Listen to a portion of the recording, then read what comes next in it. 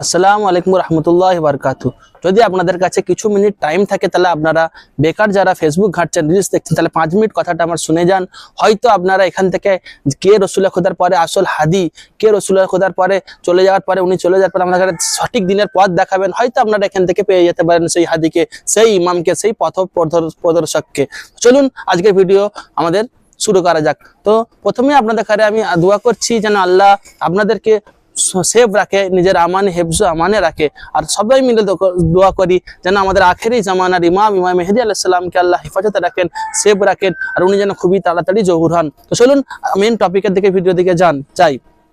তো এখানে কোশ্চেন উঠছে, এখানে একটি কথা উঠছে যে রসুল খোদা যখন চলে গেলেন এই দুনিয়া ছেড়ে, তো আল্লাহ এখানে কোরআনে বলছে যে আমি প্রতিটা যুগে একটি করে আমার তরফ থেকে হাদি রাখি, যেনারা দুনিয়ার কোনো ইলম রাখবে না, দুনিয়ার কোনো কারোর কাছ থেকে শিক্ষা নেবে না, ওনাদেরকে শিক্ষা আমি দিয়ে পাঠাই। মানে ওনারা যে শিক্ষা অর্জন করে সেই শিক্ষা হচ্ছে খোদার দরবার থেকে, সেই শিক্ষা আল্লাহ ওনাদেরকে দেয়।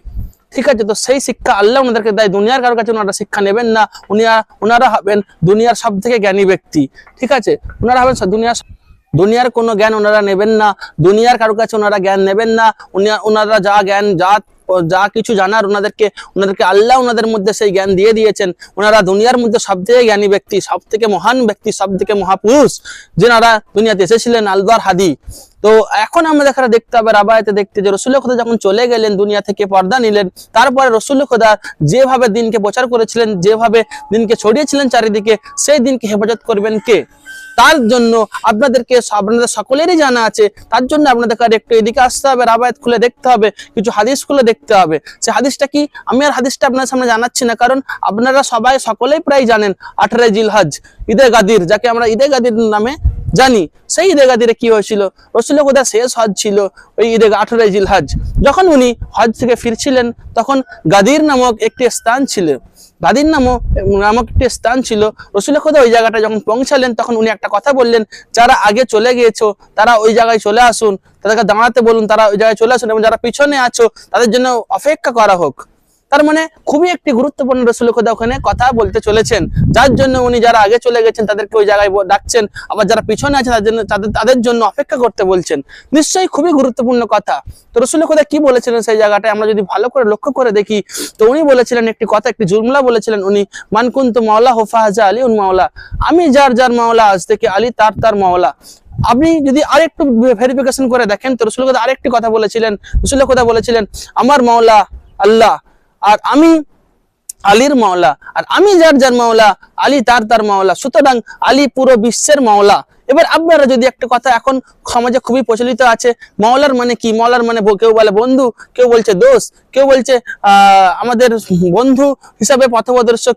কিন্তু না, মাওলার মানে যদি ওইটা ধরে নেন আপনারা, মাওলার মানে যদি ওইটা মনে করেন আপনারা, রসুল খোদা আরেকটি কথা বলেছিলেন যে আমার মাওলা আল্লাহ। তাহলে কি এখানে কি বলতে চাইছেন? যদি আল্লাহ মাওলা হয় তাহলে আল্লাহ কি আমাদের সকলের বন্ধু, বা রসুল কি আমাদের সকলেরই বন্ধু?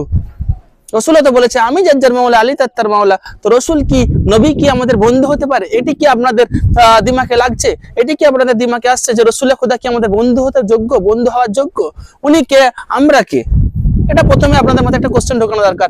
যদি কেউ রসুল খোদাকে বন্ধু না মনে করেন, রসুল খোদাকে যদি মনে করেন উনি আমাদের মাওলা মানে হাদি, উনি হচ্ছে আমাদের পথপ্রদর্শক, উনি আমাদের পথ দেখাবেন, উনি আমাদেরকে নাজাত দিবেন, উনি আমাদের জান্নাত পর্যন্ত নিয়ে যাবেন, তাহলে রসুল খোদার এই কথাটাও মানতে হবে।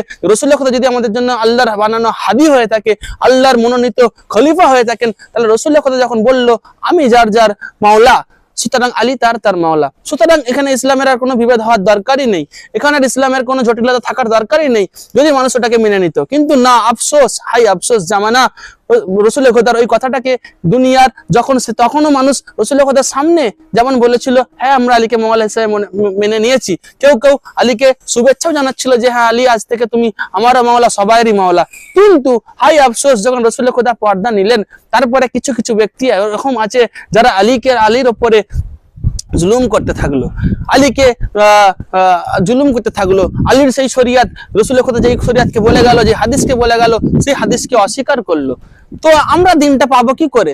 রসুল খোদা আরেকটি খুবই বিখ্যাত হাদিস, আনা মাদিনাতুল ইলম আলিওয়ান ওয়া বাবুহা, আমি জ্ঞানের শহর আর আলী তার দরজা।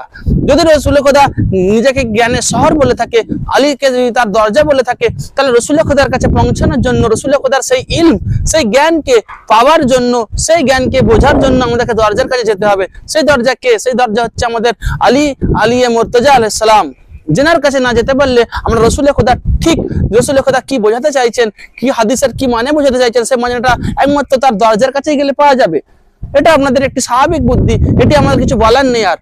কারণ আলী মুর্তজা সেই ব্যক্তি, যে ব্যক্তি খুবই ইসলামের মধ্যে সব থেকে প্রথম মুসলমান হিসেবে কলমা পড়েছিলেন, সবথেকে প্রথম উনি সব থেকে তাজুবের কথা, উনি কাবা শরীফের ভিতরে জন্মগ্রহণ করেছিলেন। এবং রসুল খোদা যখন গেলেন তখন উনি নিজের মুখ থেকে বলেন, এ রাসূলুল্লাহ কি শোনাবো, তওরাত, জুবুর, ইনজিল না কুরআন? এই হচ্ছে আল্লাহর বানানো হাদি, যিনি অত ছোট্ট 3 দিনের বাচ্চা হয়েও বলছে রাসূলুল্লাহ কি শোনাবো, কি শোনাবো আপনাকে। তো এই হচ্ছে আল্লাহ বানানো হাদি। প্রথমেই আমি বলেছিলাম যে আল্লাহর বানানো হাদি যারা হয়, আল্লাহর বানানো ইমাম যারা হয়, আল্লাহর নির্বাচন করা খলিফা যারা হয়, তারা দুনিয়ার কোনো শিক্ষা কারোর কাছে শিক্ষা নেবে না, তারা আল্লাহর কাছ থেকে শিক্ষা নিয়ে আসে। যদি দুনিয়ার কারোর কাছে শিক্ষা নিয়ে থাকে তাহলে দুনিয়ার সেই ব্যক্তি ওনাদের টিচার হয়ে গেল, ওনাদের শিক্ষক হয়ে গেল, কিন্তু না, এটা ওনারা প্রমাণ করে দিয়ে গেছেন। আপনি হিস্ট্রি খুলে দেখুন, হযরত মুহাম্মদ মুস্তাফা সাল্লাল্লাহু আলাইহি ওয়া সাল্লাম কারোর কাছে কি পড়তে গিয়েছে? পড়তে যায়নি। মাওলা আলী আলাইহিস সালাম কারোর কাছে পড়তে গিয়েছে? পড়তে যায়নি। ইমাম হাসান আলাইহিস সালাম কারোর কাছে পড়তে গিয়েছে? পড়তে যায়নি। ইমাম হুসাইন আলাইহিস সালাম কারোর কাছে পড়তে গেছে? পড়তে যায়নি। পুরো 12 ইমাম যে 14 মাসুম আছে, 14 মাসুম আলাইহিস সালাম কারোর কাছে পড়তে যায়নি, দুনিয়া কারোর কাছে জ্ঞান অর্জন করেননি। ওনাদের সবই জ্ঞান আল্লাহর থেকে অর্জন করা। আল্লাহ ওনাদের মধ্যে সেই জ্ঞান পবিত্র করে, ওনাদের পাক পুত পবিত্র করে দুনিয়াতে পাঠিয়েছেন, এবং ওনাদের মধ্যে সেই জ্ঞান আল্লাহর জ্ঞান দিয়ে পাঠিয়েছেন, যাতে ওনারা অন্যের কারোর কাছ থেকে জ্ঞান না নেয় এবং অন্য কেউ ওনাদের কাছ থেকে জ্ঞানী না হয়ে যায়। এটাই হচ্ছে আল্লাহর হাদির পরিচয়, এটাই হচ্ছে আল্লাহর ইমামের পরিচয়। এবার আসুন এই দুনিয়ার দিকে, যদি আমরা আল্লাহর নির্বাচন করা, এর আগে আমি ভিডিও বানিয়েছি, কোরআন থেকে আপনাদের কাছে এভিডেন্স দিয়েছি, কোরআন থেকে আপনাদের কাছে প্রমাণ দিয়েছি, আয়াতে তাতহীরের প্রমাণ দিয়েছি, কত কিছুর প্রমাণ দিয়েছি আপনাদেরকে, যে আল্লাহ কোরআনের অনেক জায়গায় বলে দিয়েছেন, সেই হাদির সেই ইমামের ডেফিনেশন দিয়ে দিয়েছে, সেই ইমামের জন্য আয়াত বের করে দিয়েছেন। তারপরে যদি আমরা কোরআনকে না বুঝতে শিখি, বা আমাদেরই দোষ। কারণ আল্লাহ রসুল খোদা আরেকটি কথা বলে গেছিলেন, আমি আপনাদের মধ্যে দুটি জিনিস রেখে যাচ্ছি আমার উম্মতদের মধ্যে, এক হচ্ছে কোরআন, এক হচ্ছে আহলুল বাইত। যদি আমরা আহলুল বাইতকে ছেড়েই দিই তাহলে সেই কোরআনের মানেটা আমাদের বোঝাবে কে? প্রথম কোশ্চেন। আমরা যদি কোরআনকে ছেড়েই দিলাম, তাহলে সেই আহলে বাইতকে ছেড়েই দিলাম, তাহলে সেই কোরআনটাকে বোঝাবে কে? তাই ভাই, আমাদের সবার কাছে একটাই রিকোয়েস্ট, একটাই অনুরোধ, আপনারা আলী আলাইহিস সালামের জীবনী পড়েন, আপনারা ইমাম হাসান আলাইহিস সালামের জীবনী পড়েন, আপনারা ইমাম হুসাইন আলাইহিস সালামের জীবনী পড়েন, আপনারা 14 মাসুম আলাইহিস সালামের জীবনী পড়েন। হয়তো একবার আপনি যে কোনো একটা ইমামের যদি জীবনী পড়ে নেন, আপনি বুঝতে পেরে যাবেন সেই ইমামের কত মর্তবা, আল্লাহ কত ইজ্জত দিয়েছেন ওনাদেরকে, যেটা দুনিয়ার কোনো মানুষের মধ্যে দেয়নি।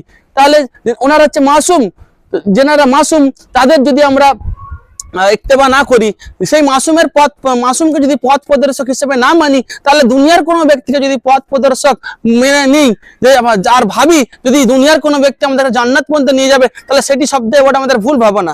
সেটা সব থেকে বড় ভুল ভাবনা। কারণ দুনিয়ার যেই ব্যক্তির কাছে আপনি বায়াত হচ্ছেন, দুনিয়ার যেই ব্যক্তির কাছে আপনি মানছেন যে দুনিয়ার এই ব্যক্তি আমাকে জান্নাত পর্যন্ত নিয়ে যাবেন, কিন্তু সেটি ভুল ভাবনা। কারণ ওনার নিজেরই গ্যারান্টি নেই উনি জান্নাতে যাবেন কি যাবেন না। কিন্তু কোরআন যাদের বিষয়ে বলছে, গ্যারান্টি দিচ্ছে আল্লাহ, যে ইনাদেরকে পাক পুত পবিত্র করেছি, কাকে বলছে?